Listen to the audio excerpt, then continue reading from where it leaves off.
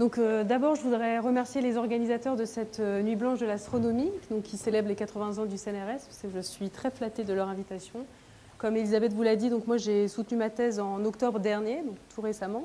Et je suis depuis début janvier en Angleterre pour un contrat postdoctoral. Donc pendant 3 ans, je travaille en Angleterre. Et donc ce soir, j'avais envie de vous parler donc, de cette question de l'énergie noire, qui est une énorme énigme pour la cosmologie moderne et qui est donc la grande question sur laquelle j'ai travaillé pendant ma thèse et sur laquelle énormément de personnes travaillent. Donc avant de vous présenter ce qu'on appelle l'énergie noire et comment on cherche à déterminer la nature de l'énergie noire, je voudrais revenir sur notre histoire cosmique et sur ce qu'on peut appeler les débuts de la cosmologie moderne, c'est-à-dire la mise en évidence de l'expansion de l'univers dès les années 1920, par Edwin Hubble et des travaux précédents, où en fait Edwin Hubble a analysé le mouvement des galaxies et plus particulièrement le spectre de la lumière émise par ces galaxies. Et il s'est rendu compte que pour certaines galaxies, les raies spectrales contenues dans ce spectre étaient décalées vers le rouge.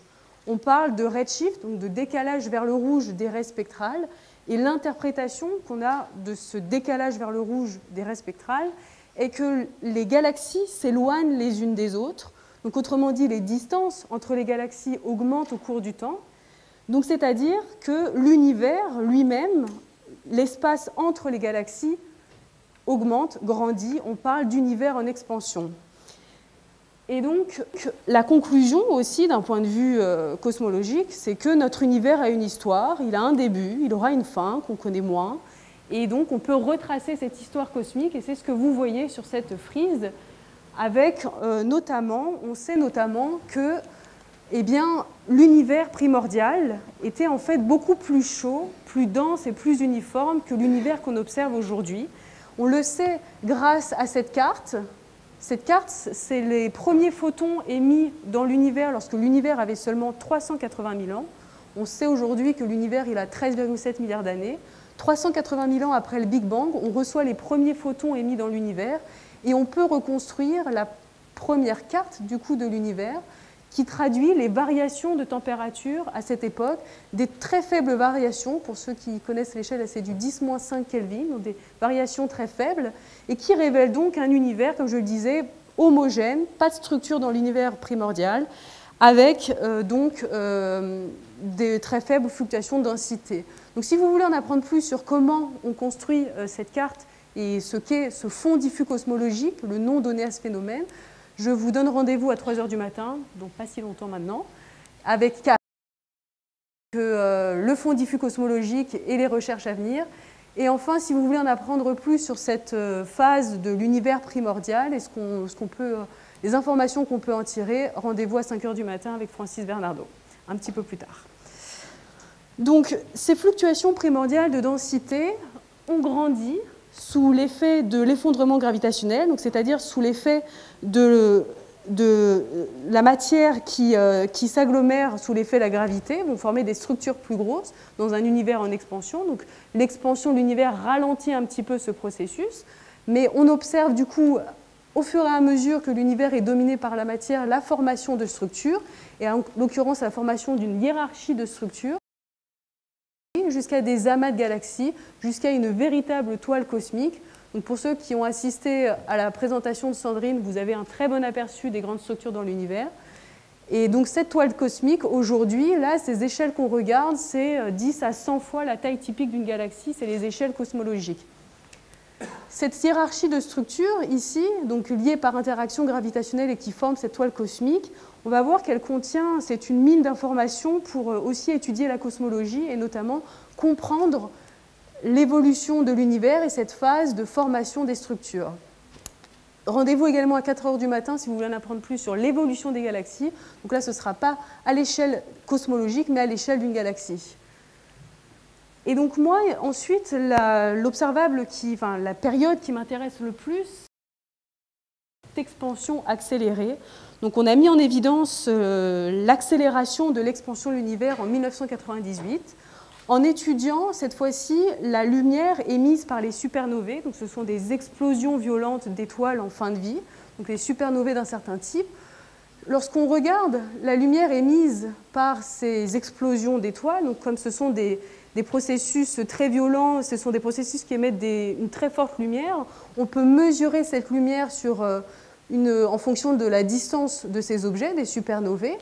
Et les observations ont révélé que, en fait, si les supernovae, en fonction de la luminosité des supernovae, si elles sont plus ou moins lumineuses, la distance à laquelle elles se trouveront par rapport à nous seront plus ou moins proches par rapport à une hypothèse où l'expansion de l'univers serait constante.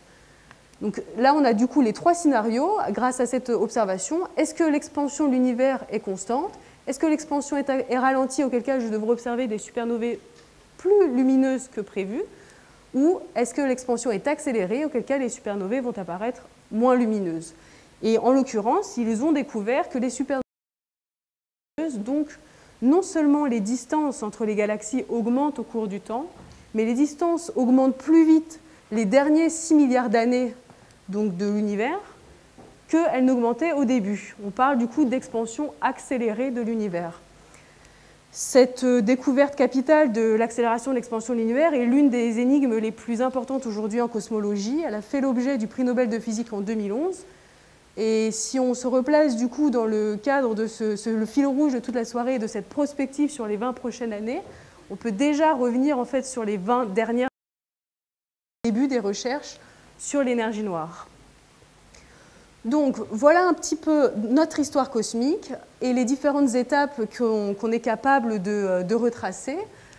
Toutes ces observations sont explicables à partir d'un modèle de la cosmologie. Ce modèle de la cosmologie, il est basé sur la théorie de la gravitation, donc la théorie de la relativité générale. On a eu un très beau exposé par Frédéric sur les sursauts gamma et les ondes gravitationnelles. Donc je vais revenir très brièvement, moi, sur comment on peut résumer la relativité générale. La relativité générale, en gros, vous dit, dites-moi quel est le contenu énergétique de l'univers et je vous dirai comment cet univers est déformé, quelle est la géométrie de l'espace-temps. On va voir ensuite qu'il faut également introduire une constante cosmologique dans ce modèle pour être capable d'expliquer toutes les observations faites jusqu'à présent. Le contenu énergétique actuel, c'est le suivant. La matière ordinaire, donc la matière qui nous constitue, la matière visible, celle qu'on voit, correspond à moins de 5% de l'énergie totale. Ici, ce que vous avez, c'est la fraction de matière ordinaire. Et donc, en fait, il faut faire x100 pour avoir le pourcentage. Donc, vous avez 5% de matière ordinaire dans l'univers qui constitue par rapport à son énergie totale. Les photons, les neutrinos, c'est complètement négligeable aujourd'hui. C'était très important au début de l'univers, lorsque je vous ai parlé de ces premiers photons qu'on a émis, là c'était la radiation qui était dominante, mais aujourd'hui dans l'univers, vous voyez la fraction, c'est peanuts, ça compte pas. Pratiquement plus. Enfin, première inconnue dans ce modèle, mais pour laquelle on est capable de quantifier son importance dans notre contenu énergétique, c'est la matière noire. La matière noire, elle constitue 25% donc, de l'énergie totale de l'univers et 80% de la matière totale. Donc, et cette matière noire, comme son nom l'indique, donc il y a deux informations dans le mot, même si les mots ne sont pas toujours appropriés, parfois ils le sont quand même. Donc déjà, il y a matière. Matière, ça veut dire qu'on cherche des particules qui sont soumises à l'interaction gravitationnelle, mais qui n'émettent pas de lumière, donc qui ne sont pas soumises à l'interaction électromagnétique. Ces particules, physique, on en a eu quelques informations sur la matière noire dans les présentations précédentes, et on cherche également la matière noire à l'échelle des accélérateurs de particules. Et pour le moment, la conclusion, c'est que quand même, en gros, on cherche sur des gammes en masse qui sont très importantes. Ça peut aller des particules qui sont ce qu'on appelle au-delà du modèle standard, des particules connues qui sont très légères, jusqu'à des trous noirs primordiaux, où donc on sonde une gamme en masse assez importante encore. Et enfin, l'énergie noire, donc, qui est donc l'objet de cette présentation, qui correspond à 70% du contenu énergétique total de l'univers. Donc c'est la grande inconnue de notre compréhension de l'univers aujourd'hui et qui domine du coup la dynamique de l'univers. D'un point de vue mathématique, comment on modélise et pas interprète justement comment on modélise cette énergie noire dans le modèle standard de la cosmologie, et bien uniquement avec cette constante. En ajoutant cette constante cosmologique, et sa valeur est donc du coup déterminée par les observations, on est capable d'expliquer toutes les observations actuelles avec bien sûr une certaine précision. Cette constante cosmologique, si on essaye de l'interpréter, si on essaye de savoir ce qu'elle veut dire sur l'énergie noire, sur cette source de l'accélération de l'expansion de l'univers, en fait, il s'agit on pourrait le voir comme un fluide inconnu qui nous entoure, inconnu parce que ses propriétés ne correspondent pas. Il faut imaginer un fluide dont l'énergie ou la pression serait négative, donc moi personnellement ça ne me parle pas trop. Hein. Et une autre importance aussi, c'est le terme de constante. Ça veut dire que les propriétés de ce fluide sont les mêmes partout dans l'espace et dans le temps. Et en l'occurrence, ce fluide est caractérisé par cette équation, le rapport entre sa pression et sa densité d'énergie. Ça vaut -1, c'est une constante. Pression négative, énergie négative, inconnue sur Terre, fluide inconnu. Maintenant, il y a aussi une deuxième possibilité dans cette description, c'est si les propriétés de ce fluide ne sont pas constantes dans l'espace, alors on va avoir une description type énergie noire, où là vous voyez que ce n'est plus une constante, on a une constante et on qui dépend du temps ici. Donc on peut avoir des propriétés qui évoluent dans le temps. Et dans ce cas-là, on va parler d'énergie noire. Donc l'énergie noire, c'est juste ça pour le moment. On peut vous donner une équation. C'est bien les maths, c'est bien les équations, mais qu'est-ce que c'est concrètement? On ne sait pas. Alors, dans un premier temps, un petit bilan en 2008. J'aime bien ce bilan parce que c'est quand même je le vois quand même comme une avancée. Donc, le bilan des 20 dernières années. Je dis 2008, mais ce n'est pas à l'année près, bien sûr. Hein, c'est pour vous donner l'ordre de grandeur, et en particulier ce papier, où on montre sur ce papier la quantité de matière dans l'univers par rapport à la quantité d'énergie noire, mesurée par différentes sondes et par différentes méthodes. La première sonde, en bleu, c'est ce qu'on appelle les supernovae, donc c'est ce que je vous ai présenté. On mesure la lumière émise par les supernovae en fonction de la distance, et à partir de cette information, on est capable d'extraire une information sur la quantité de matière et la quantité d'énergie noire. Et cette observation, cette sonde vous dit dans cette ellipse, avec plus ou moins de précision sur la mesure. La deuxième sonde, on va aller regarder la distribution des galaxies, et en l'occurrence, elle a ici des galaxies rouges lumineuses, donc des vieilles galaxies qui ne produisent plus d'étoiles, et qu'on trouve à des redshifts assez proches. Donc redshift, un décalage des raies spectrales vers le rouge, c'est aussi une mesure de la distance entre l'objet et nous. Là, un petit redshift égale 0, c'est aujourd'hui. Redshift égale 3000, c'était le fond diffus cosmologique, 380 000 ans après le Big Bang. On a donc ces trois sondes, la distribution des galaxies rouges lumineuses, qui nous permet de mesurer la distance caractéristique entre deux galaxies, ce qu'on appelle en anglais les BAO, mais bon, peu importe. Ici, ça correspond donc à une mesure de distance caractéristique entre ces galaxies, et qui nous dit que les valeurs pour la quantité de matière et la quantité d'énergie noire sont le long de cette ligne. Et enfin, le fond diffus cosmologique nous permet de savoir que c'est suivant cette ligne-là. Maintenant, on combine les trois, et c'est là où on commence à obtenir ce qu'on appelle un modèle concordant, un modèle standard, entre guillemets, de la cosmologie. En conclusion, on a un modèle concordant de la cosmologie, le modèle lambda CDM, le lambda pour l'énergie noire, CDM pour Cold Dark Matter. Et vous voyez que dans ce modèle, eh bien, en fait, voilà les contraintes qu'on a sur l'équation d'état de l'énergie noire. -1, plus ou moins 0,1. On est à 30%. On a une précision de 30% sur notre mesure. On sait que l'énergie noire, a priori, c'est compatible avec une constante cosmologique.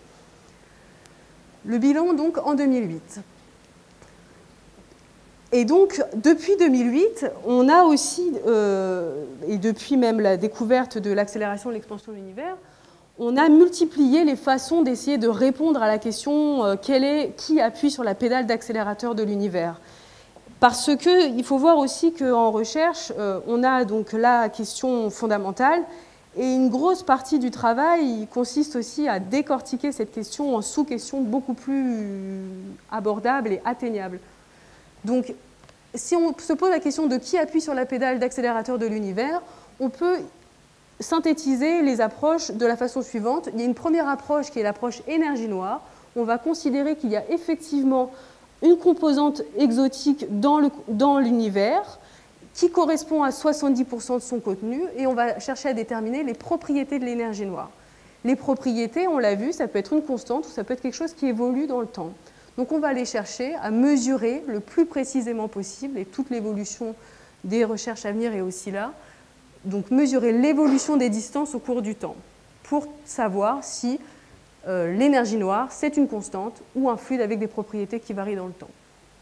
La deuxième approche, c'est plutôt l'approche dite gravité modifiée. Si on se trompe, c'est pas que si on se trompe, mais si la théorie de la gravitation, qui est donc basée sur la relativité générale, n'est pas valable aux échelles cosmologiques, alors on peut imaginer, en modifiant cette théorie, expliquer l'accélération de l'expansion de l'univers sans faire appel à une composante inconnue, à une énergie noire. Et donc, parce qu'il faut savoir aussi que la relativité générale, elle est extrêmement bien testée à l'échelle du système solaire, mais aux échelles cosmologiques, donc à peu près 100 fois la taille d'une galaxie, on ne le sait pas. On est en train de la tester. On suppose que la théorie est valable parce qu'on a besoin d'un cadre mathématique pour effectuer et pour interpréter nos mesures, mais on teste en même temps les hypothèses que l'on fait pour effectuer ces mesures. Donc la grande question ici est, la relativité générale est-elle valable aux échelles cosmologiques? Et une façon de répondre à cette question est de tester la croissance des structures. Donc depuis 20 ans, on a eu un certain nombre de programmes et de plus en plus de programmes qui sont dédiés à l'étude de l'énergie noire. Moi, dans cette présentation, je n'ai pas voulu vous présenter spécifiquement le travail et la méthode que j'ai utilisée parce que ce serait... Enfin, je vous donnerais une vision beaucoup trop biaisée. Je préfère essayer de vous montrer un panorama de ce qui s'est fait jusqu'à présent et ce vers quoi on va. Et après, si vous avez des questions, je reviendrai sur plus de détails. Donc, d'ici 2019, on fonctionne beaucoup par, bon, ça c'est les Américains, par, disons, grande étape. On a eu une première étape d'expérience qui a abouti à cette conclusion que je vous ai donnée en 2008, donc de ce modèle concordant de la cosmologie. Et depuis, on essaye de faire du coup des mesures de plus en plus précises avec différents types d'instruments, de télescopes. Ça va être des télescopes comme celui-ci, qui est celui sur lequel j'ai travaillé, qui est un télescope aux États-Unis, un télescope avec un miroir de 2,5 mètres, qui va observer le ciel tous les soirs, et qui va prendre des photos du ciel et qui va aussi mesurer le spectre de certains objets. Donc on va mesurer précisément la distance entre les galaxies et nous. Et à partir de la distribution des galaxies, de la façon dont les galaxies sont réparties dans le ciel, on peut mesurer l'évolution des distances au cours du temps, la croissance des structures dans l'univers. Et en fait, toutes ces expériences cherchent à mesurer les mêmes paramètres, mais avec des techniques différentes. Donc là, vous avez un autre télescope qui est donc le Subaru, une collaboration japonaise, le CFHT, donc le Canada-France Hawaii Telescope à Hawaï, et ici les observatoires anglais et australiens. Donc du coup, comme je vous l'ai dit, depuis maintenant quelques années, on a plusieurs sondes et plusieurs méthodes. Toutes ces sondes ne sont pas au même niveau de maturité. Il y en a certaines qu'on maîtrise bien mieux.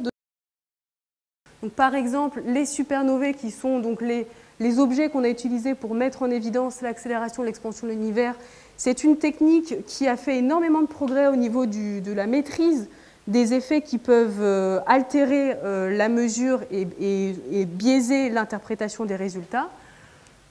Avec ces objets, ces supernovae, on va chercher à mesurer le taux d'expansion actuel, qu'on appelle aussi le taux d'expansion local, ce qu'on appelle H0, la constante de Hubble, aujourd'hui, à quelle vitesse les galaxies s'éloignent aujourd'hui.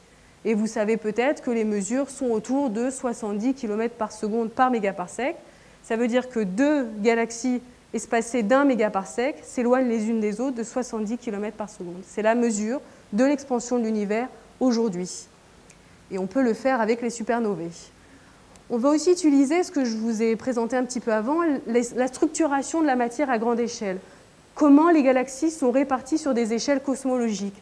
Et je vous ai dit qu'on peut mettre en évidence une distance caractéristique. Donc là, c'est une illustration, mais on peut montrer que deux galaxies sont préférentiellement séparées de 150 millions d'années-lumière. Et ça, c'est comme une règle qu'on va utiliser pour mesurer les distances dans l'univers. Moi, j'aime bien dire que on a le mètre pour mesurer les distances entre nous et notre lieu de travail. On a le kilomètre pour mesurer les distances entre deux villes.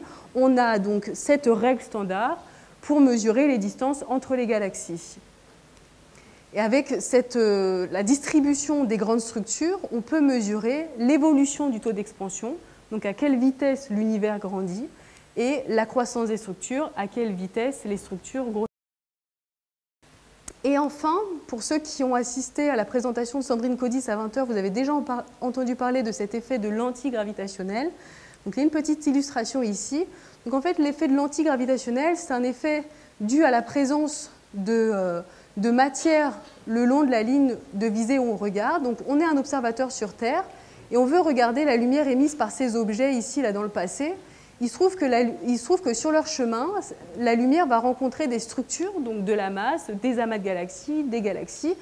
Et la présence de masse, d'après la relativité générale, nous dit que s'il y a un objet massif sur le chemin de la lumière, cet objet massif va courber l'espace-temps, donc va modifier la trajectoire de la lumière. On peut utiliser cet effet de lentillage gravitationnel. Faible et fort dépend uniquement de la masse accumulée le long de la ligne de visée. Si vous en avez beaucoup, ça va être un effet fort, pas beaucoup, un effet faible. Et à partir donc de cette sonde, on peut utiliser cette méthode qui va permettre de reconstruire la distribution de la matière totale le long de la ligne de visée et pas uniquement la distribution de la matière visible. Parce que ce que je vous ai dit avant, là, c'est que de la matière visible. Et enfin, on peut également utiliser donc, les amas de galaxies avec cet effet de lentille gravitationnelle aussi. Donc voilà un petit peu, ça c'est vraiment, j'essaye d'être assez exhaustive, même si je ne rentre pas complètement dans les détails, c'est vraiment les sondes qu'on utilise aujourd'hui en recherche et qu'on va activement étudier par la suite, avec comme objectif de toujours mesurer nos paramètres cosmologiques, le taux d'expansion, la croissance des structures, la quantité de matière, avec une précision toujours plus importante, toujours plus élevée, voilà, toujours plus précis, ça va pas le faire. Donc, ensuite, un autre point, donc, du coup, là, voilà un état des lieux, là, c'est un petit peu, à peu près, le même type de figure que ce que je vous ai montré pour 2008, c'est un petit peu différent. Ici, vous avez donc ce paramètre d'équation d'état de l'énergie noire. Quand il vaut -1, ça veut dire que la description avec une constante cosmologique explique bien ce phénomène d'accélération de l'expansion de l'univers en fonction de la quantité de matière dans l'univers. Et vous voyez encore une fois que lorsqu'on prend le CMB, donc le fond diffus cosmologique, avec les structurations de la matière, cette distance caractéristique entre les galaxies, et qu'on rajoute les supernovae, on arrive au contour, on a le jaune combiné avec le noir. Et en fin de compte, ces trois sondes combinées, on arrive à cette mesure, aujourd'hui, donc en 2018, de l'équation d'état de l'énergie noire. Aujourd'hui, on est capable de dire que l'énergie noire correspond donc voilà sa valeur avec sa précision. Donc vous voyez que c'est encore compatible avec une constante cosmologique. Et donc là, ce qu'il faut bien comprendre à chaque fois, c'est qu'il y a toujours un aller-retour entre le modèle et les observations. Les observations permettent réellement de plus en plus de tester la robustesse de notre modèle de la cosmologie. Et donc on en est aujourd'hui à une mesure de 3% sur la nature de l'énergie noire.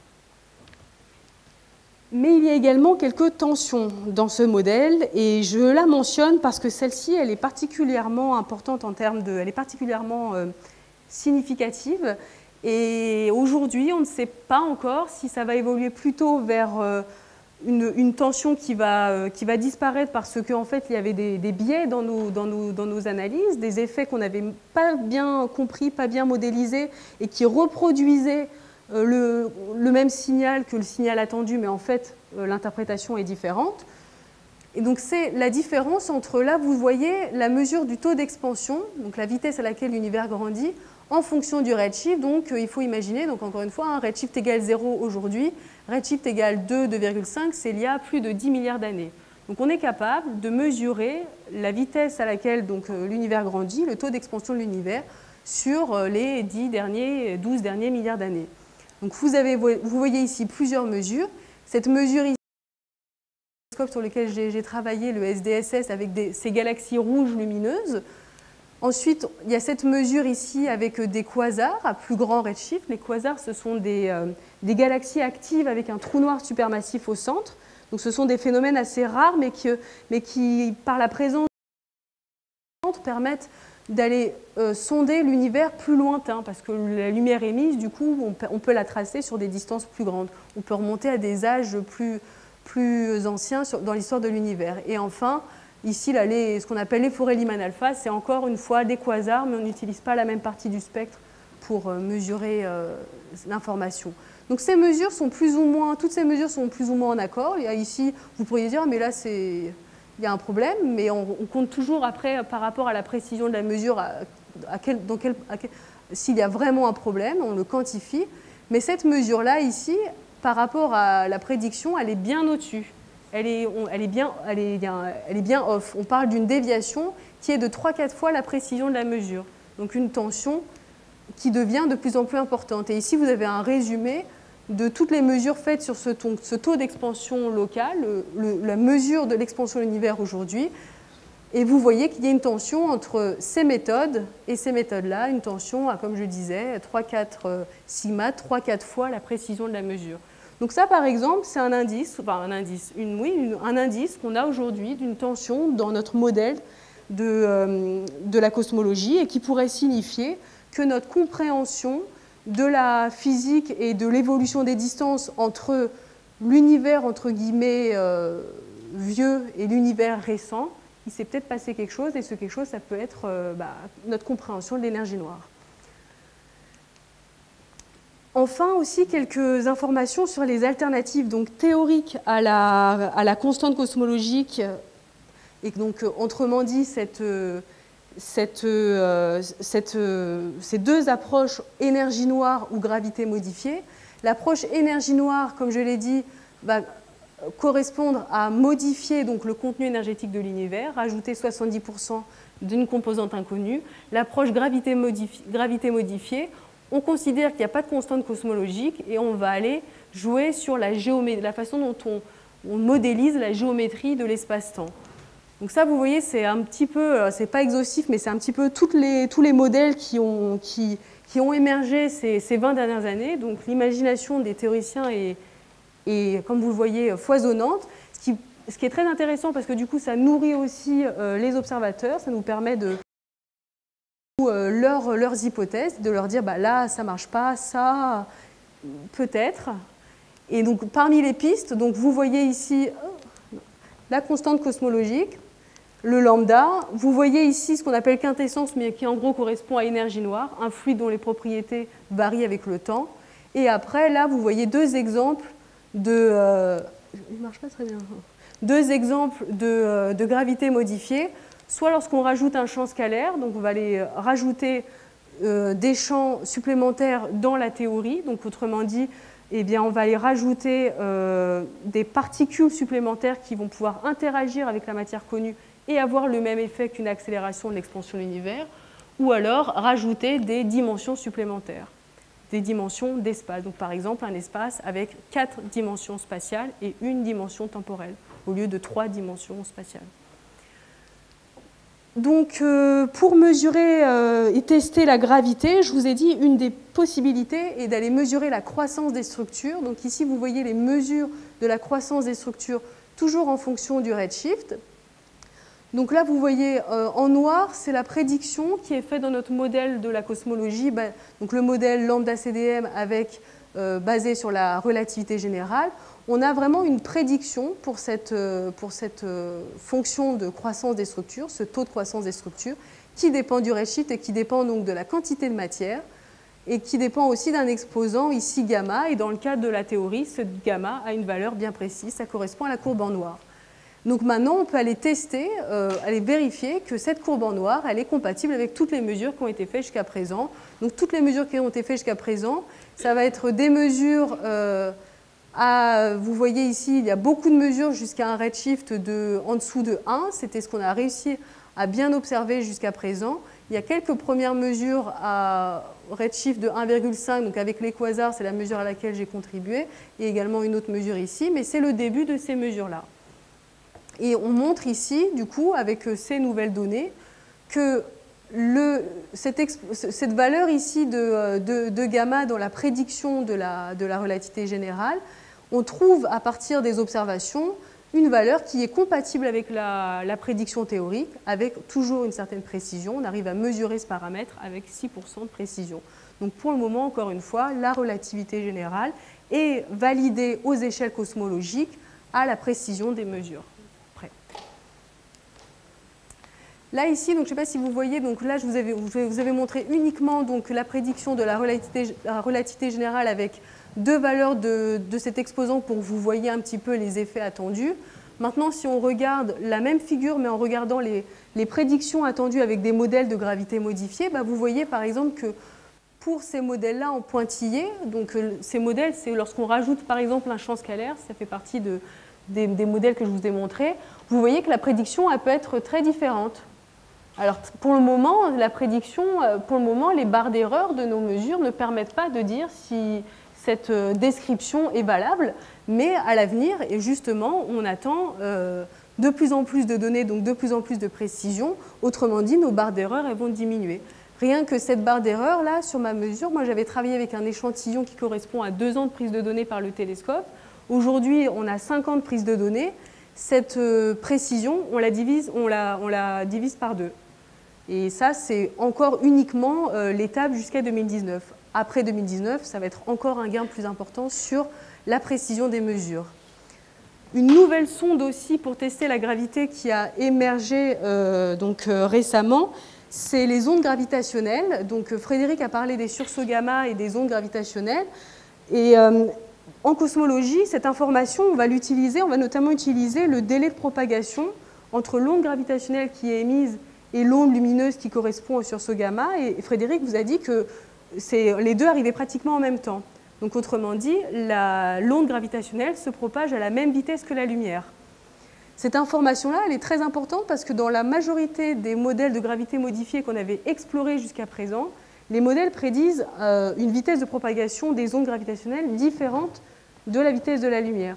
Donc rien qu'avec cet événement des ondes gravitationnelles et du sursaut gamma, et du fait que l'onde gravitationnelle se propage à la même vitesse que la lumière, on a pu exclure toute une catégorie de modèles de gravité modifiés. Et honnêtement, ça a été quand même la révolution pour cette approche gravité modifiée, plus que la croissance des structures, tout simplement parce que la croissance des structures, il y a encore plein d'effets à côté qu'il faut qu'on arrive à maîtriser, et ça fait partie des défis pour les 20 prochaines années à venir. Donc enfin, pour la dernière partie de mon exposé, ça va correspondre à cette projection dans les 20 années à venir. Et donc, moi, j'ai plutôt une formation à partir d'observations plus que de modèles. Donc, j'aime bien commencer avec les programmes d'observation qu'on va avoir pour les 20 prochaines années. On en a beaucoup, mais ils sont tous très complémentaires. Donc, il y en a un. Je commence avec d'abord DESI. Donc, DESI, ça va être la continuité de ce programme SDSS. C'est un télescope qui, cette fois-ci, a un miroir de 4 mètres. L'ancien, il avait 2,5 mètres. Et ça va être le même principe, observer des images du ciel et également obtenir le spectre des galaxies pour mesurer précisément leur distance. Donc, c'est un programme d'observation qui va commencer sa prise de données au début de l'année prochaine. On va ensuite avoir également Euclide qui va donc commencer en 2022 et qui va observer, donc c'est un satellite qui va observer le ciel pendant 6 ans.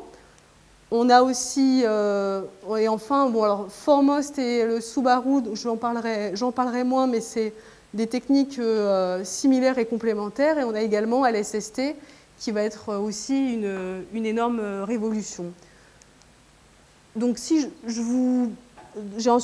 me concentre d'abord sur DESI, donc DESI c'est ce qu'on appelle un relevé spectroscopique. On va faire de la spectroscopie, on va avoir le spectre des galaxies, donc on va mesurer précisément leur distance. Cette information elle est importante. Et on va pouvoir obtenir le spectre à peu près 35 millions d'objets. Et là, vous voyez les objets. Donc ici, on est à Redshift 0, donc c'est où on est.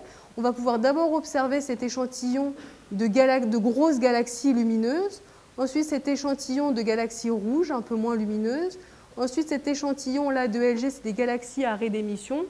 Et ces galaxies à arrêt d'émission, en fait, ça correspond à des galaxies jeunes, plutôt bleues, et qui sont encore le lieu de formation d'étoiles.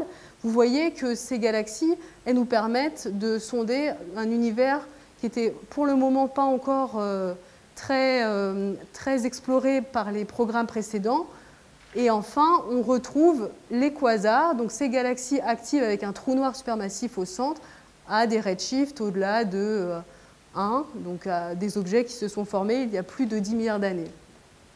Qu'est-ce qu'on va faire avec tous ces objets, toutes ces sondes? On va mesurer le taux d'expansion en fonction du redshift, et notamment on va le mesurer sur toute l'histoire des derniers 10 milliards d'années de l'univers. On va le mesurer avec une précision qui est impressionnante.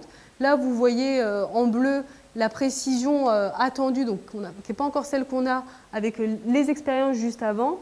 Et en rouge, vous voyez la précision attendue avec cette nouvelle génération de télescopes et de relevés. Vous voyez qu'on peut mesurer l'expansion de l'univers sur des échelles en redshift beaucoup plus courtes, et on va pouvoir sonder donc toute cette histoire cosmique. Et enfin, on va également mesurer donc continuer de mesurer la croissance des structures avec le même objectif, sonder toute l'histoire des 10 derniers milliards d'années, avec les différents échantillons que je vous ai mentionnés. Et donc ces deux observables, c'est vraiment c'est vraiment ce qui a motivé la conception de cette expérience, qui est une expérience dédiée à l'énergie noire, à l'étude de l'énergie noire. Mais on a également donc une approche multisonde qui va être, je pense, très prometteuse, donc avec Euclide dans l'espace, grand champ. Et Euclide, ce qui est très intéressant, c'est qu'elle a les deux techniques. D'abord, elle va observer juste des images de galaxies, et elle va également obtenir le spectre de certaines galaxies. Donc on attend avec Euclide 100 millions de spectres de galaxies, contre 30 millions pour DAISY, donc encore un gain au niveau du nombre de spectres obtenus. Et on attend des mesures de forme, donc pour ces effets de lentilles gravitationnelles, pour 2 milliards de galaxies. Et enfin, LSST. LSST, ça va être encore une autre révolution. Donc LSST, c'est 3 miroirs. Vous avez ici les dimensions. Vous avez une caméra avec 3,2 milliards de pixels. Euclide, c'était à peu près 600 millions de pixels.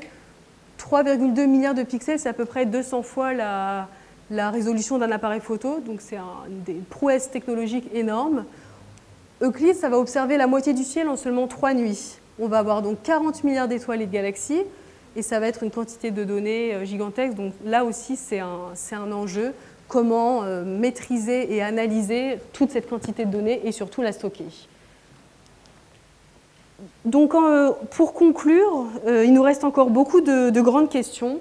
La question énergie noire ou gravité modifiée, je la trouve un petit peu trop ambitieuse, c'est-à-dire que je préfère la décortiquer en sous-questions. La question à laquelle je pense que les 20 prochaines années vont répondre, car en tout cas c'est la raison pour laquelle on a conçu ces nouveaux programmes d'observation, c'est est-ce que l'énergie, est-ce que cosmologique, ou est-ce que les propriétés varient avec le temps? Comme on va mesurer très précisément les distances, on va pouvoir répondre à cette question. Normalement, on va être capable de répondre à cette question. En tout cas, je commence, donc j'y crois. Ensuite, quelle est la nature de la constante cosmologique? Moi, je pense que cette question-là, elle est déjà beaucoup plus ambitieuse parce qu'en fait, pour répondre à cette question, il faut maîtriser des calculs théoriques qui sont loin d'être évidents et il faut avoir une compréhension fine de la physique à l'échelle microscopique et même atomique qui n'est pas celle qu'on a pour le moment. Une autre question à laquelle, là, j'espère un peu plus qu'on sera capable de répondre, ou en tout cas d'apporter des pistes de réponse assez claires, c'est concernant la relativité générale. Est-ce qu'elle décrit correctement la gravité à toutes les échelles?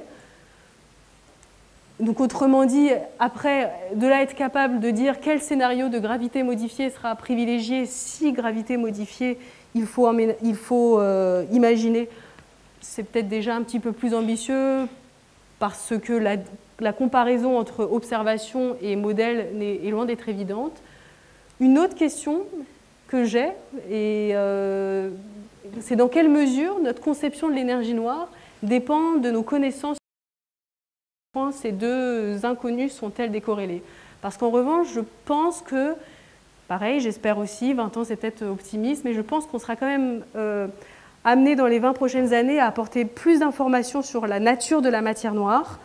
Et si on arrive à élucider le mystère de la matière noire et à dire la matière noire, c'est plutôt telle particule, alors des particules au-delà des particules qu'on connaît, dans quelle mesure on va du coup voir l'énergie noire différemment? Et pour répondre à ces questions, donc on a des forces. Nos forces, c'est la quantité gigantesque de données qui va arriver. Donc on entre vraiment à partir de 2019, alors ce n'est pas parce que c'est les 80 ans du CNRS, hein, mais ça tombe comme ça, dans une ère de précision statistique avec les nouveaux programmes d'observation, DESI dès l'année prochaine et ensuite d'autres. Et on a vraiment des méthodes complémentaires et des données indépendantes. Donc vous avez vu à quel point lorsqu'on combine ces approches, on arrive à avoir une vision beaucoup plus nette de l'évolution de l'univers. Nos défis, alors il y a toujours ce jeu entre statistique et systématique, donc nos défis, ça va vraiment être la maîtrise des effets systématiques, donc autrement dit, tous les effets qui peuvent avoir le même signal que le signal cosmologique qu'on cherche, eh bien tous ces effets, il faut être capable de les comprendre et de les soustraire à l'effet qu'on recherche, parce que sinon notre interprétation est complètement biaisée et fausse. Le rôle des petites échelles, j'en ai moins parlé. Le danger du biais d'analyse, eh ben, c'est aussi, voilà, maintenant on a ce modèle concordant de la cosmologie. Le danger, un petit peu, bah, c'est de croire que ce modèle nous dit la vérité et donc en fin de compte d'aller chercher la bonne réponse et sans avoir cet effort de critique et de mise en garde par rapport aux hypothèses qu'on a faites. Donc on développe aussi des outils pour tester nos hypothèses. Le gros outil qu'on développe et qu'on continue de développer, ce sont par exemple les simulations numériques. On est capable de simuler l'univers et donc de tester nos hypothèses grâce à ces simulations numériques. Et donc pour conclure, vous voyez ici la précision attendue avec, donc là je crois que j'ai pris les prédictions d'Euclide, mais c'est très similaire pour Euclide et DESI. Donc on s'attend avec ces données à être capable de mesurer ces paramètres avec pour celui-ci une précision de 2%. Donc en gros de dire est-ce que ce paramètre il vaut moins 1 à 2% près? Est-ce que ce paramètre il vaut 0 à 10% près? Si ce paramètre vaut 0 et celui-ci moins 1, c'est une constante cosmologique. Si ce paramètre est différent de 0, c'est une énergie noire avec des propriétés. On peut décrire l'accélération de l'expansion de l'univers comme avec un fluide dont les propriétés évoluent avec le temps. Du côté de la relativité générale, ce gamma qui correspond à la prédiction du taux de croissance des structures, on va être capable de le mesurer avec une précision de l'ordre de 2%. Donc voilà, je vous remercie pour votre attention et j'espère vous dire à dans 20 ans.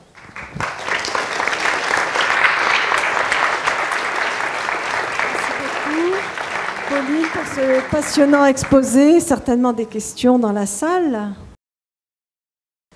Ah non, je ne vois pas très bien. Est-ce que des questions? Non. Vous avez tout compris sur l'énergie noire? Si, une question. Pardon.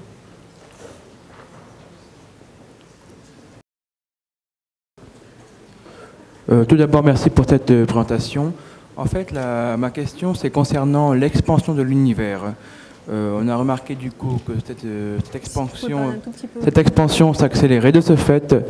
Et alors, la matière noire ou l'énergie noire serait responsable d'une accélération encore plus importante, c'est cela?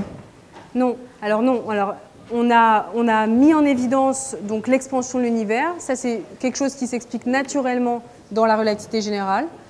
L'accélération de l'expansion de l'univers, le mécanisme à l'origine de cette accélération, on n'en a aucune idée. Et donc justement, l'hypothèse que l'on prend dans notre modèle actuel, c'est cette constante cosmologique ou cette approche énergie noire, où on va dire que dans le contenu énergétique de l'univers aujourd'hui, il faut 70% d'énergie noire pour expliquer les observations qu'on voit.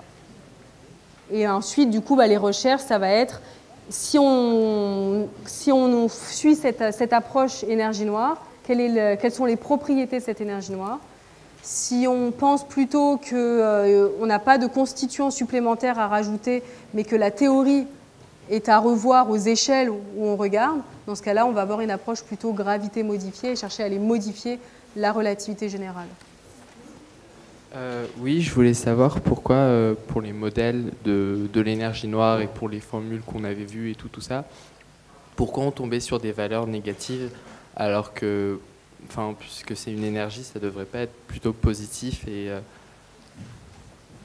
Ouais, tout à fait, effectivement. Hein, la vision classique d'une énergie et d'un fluide, c'est quelque chose de positif.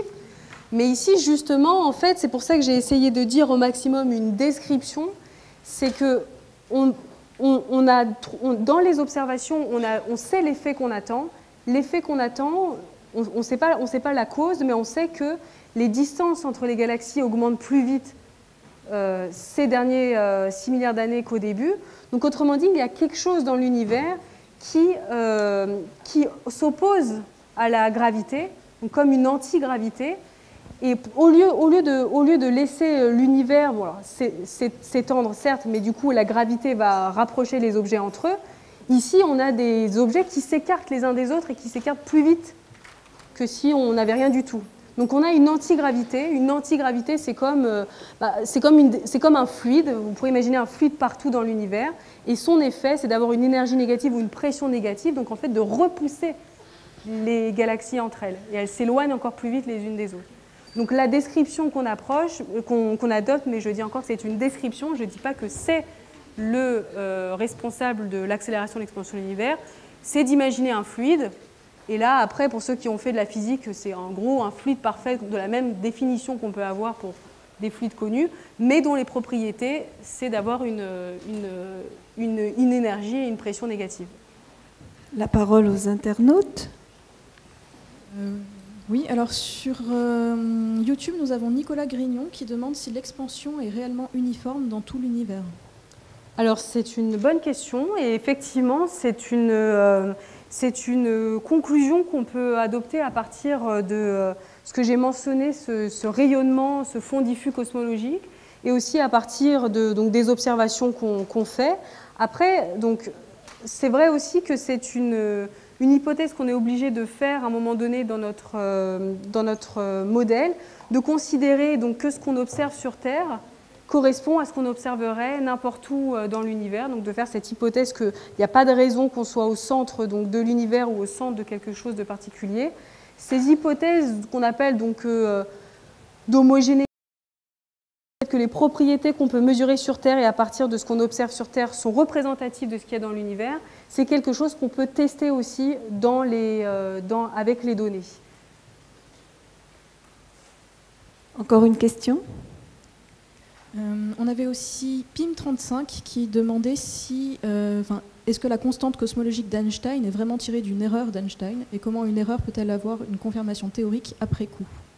Alors en fait, Einstein, quand il a introduit sa constante cosmologique, il l'a introduit pour des mauvaises raisons. Si on ne met pas la constante cosmologique et qu'on a l'équation de la relativité générale, c'est comme l'équation qui va décrire comment cet objet va tomber par terre, sauf que c'est un petit peu plus compliqué au niveau de la théorie. Et donc on a une équation, on peut trouver les solutions de cette équation, et les solutions des équations de la relativité générale, c'est naturellement soit un univers en expansion, soit un univers en contraction. Mais Einstein n'y croyait pas, donc du coup, pour obtenir des solutions où on a un univers statique, c'est-à-dire toujours le même depuis le début et pour toujours, il a introduit sa constante cosmologique et ainsi il obtenait des solutions d'un univers stable. Maintenant, ce qu'il faut voir, c'est que en fait, c'est donc du coup cette constante cosmologique, son effet, c'est de s'opposer à la gravité pour justement pas avoir un univers en expansion. Donc quand on la rajoute, eh bien, on a repensé à nouveau à la constante cosmologique parce que les effets de la constante cosmologique sont les mêmes que si on avait une accélération de l'expansion de l'univers. Mais après, pourquoi on a besoin d'une constante cosmologique, pourquoi on a cette valeur de la constante cosmologique, ça demeure toujours une énigme. Merci beaucoup, Pauline. Ah, encore une dernière question. Allez, vite fait. Encore une. Après, on passe au dessin. Oui, bonsoir. Où situer les propositions de Gabriel Chardin dans son livre L'insoutenable gravité de l'univers, dans le tableau que vous avez dressé? L'insoutenable gravité de l'univers. Je ne connais pas la référence, mais vous pouvez peut-être m'en dire plus? Oui, alors attendez, si je rallume. Je ne vais pas pouvoir. Oui, c'est ça, c'est L'insoutenable gravité de l'univers, c'est donc écrit par Gabriel Chardin, qui, comme vous le savez sans doute, a été directeur du CERN pendant de nombreuses années, qui propose en fait un autre modèle à partir d'antimatière. Ouais. Faudra. Karim, il peut répondre. Karim va dire un mot. Alors justement là-dessus, j'avais un ancien postdoc à moi qui a fait sa thèse là-dessus. Donc ils ont fait pas mal de prédictions et la question c'est est-ce que ça colle aux données? Ça colle pas très bien aux données. Mais c'est un modèle assez intéressant. Il y a des choses à creuser comme alternative justement à l'énergie noire. C'est quelque chose que les gens regardent toujours, mais c'est de plus en plus compliqué de faire entrer toutes les données qu'on a aujourd'hui là-dedans. Mais c'est un beau modèle. Merci beaucoup. On applaudit Pauline.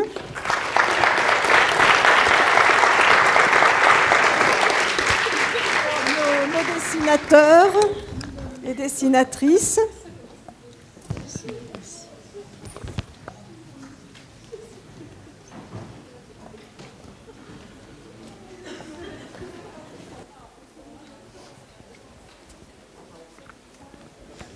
Oui, donc en attendant les dessins des ineffables Valentine Delattre et Mélanie Laborde du Café des Sciences, on aimerait juste préciser qu'on a passé la barre des 10 000 lectures sur YouTube, ce qui est quand même assez fantastique, sachant qu'on se maintient à 400 spectateurs depuis le début de la soirée.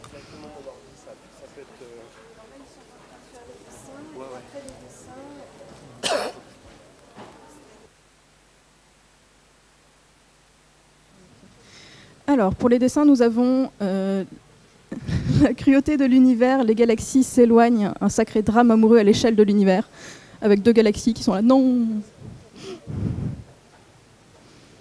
Puis nous avons le décalage vers le rouge des raies spectrales. Tiens, je t'arnache pendant que t'es là. De toute façon, c'est pas avant 10 minutes. Hein. Ouais, c'est vrai, Pas la peine d'observer loin dans l'espace pour observer une expansion de la matière. À mon échelle, j'ai pris 10 kilos en 10 ans et ça continue. Ouais, je vais enchaîner avec toi. J'étais en Tunisie, là, je reviens. Héloïse alerte. Trop d'énergie. Mais alors, où est-elle déformée?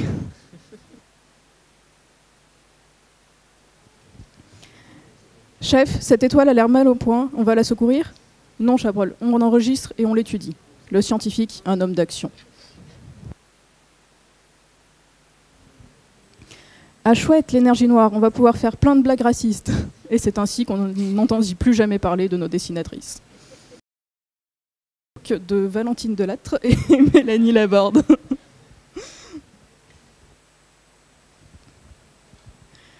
Et donc, depuis la découverte de l'accélération de l'univers, oh putain, ce moment où on commence à être largué, pardon.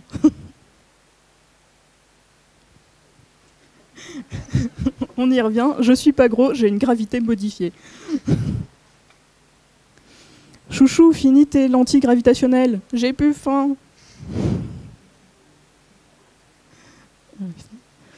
Cindy, je te quitte et je me sens plus assez proche de toi. Robert, j'ai l'impression qu'on nous observe. L'étude de la matière noire, la nouvelle télé-réalité des galaxies.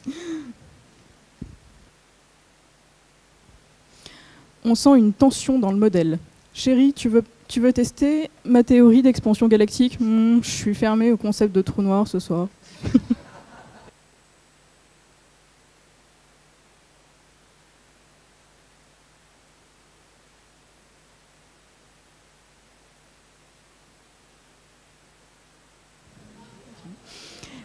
Et après, on comprend pas pourquoi les physiciens n'arrivent pas à pécho. Non, mais on parle de quintessence cosmologique, là. Un espace avec 4 dimensions. Si tu veux, je te montre mon gros redshift, histoire d'appréhender la taille de ma structure.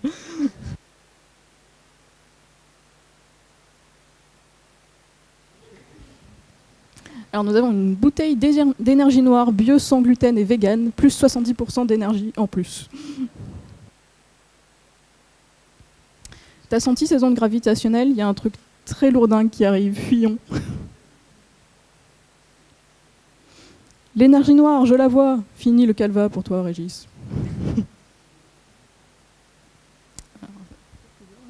La dure réalité de la conception d'idées sur la galaxie avec des bonhommes patates. La comparaison entre observation et modèle est dure à voir. En théorie, nos consoeurs du vestiaire ressemblent à ça. En pratique, on porte des serviettes et vous allez arrêter de faire voguer vos idées perverses.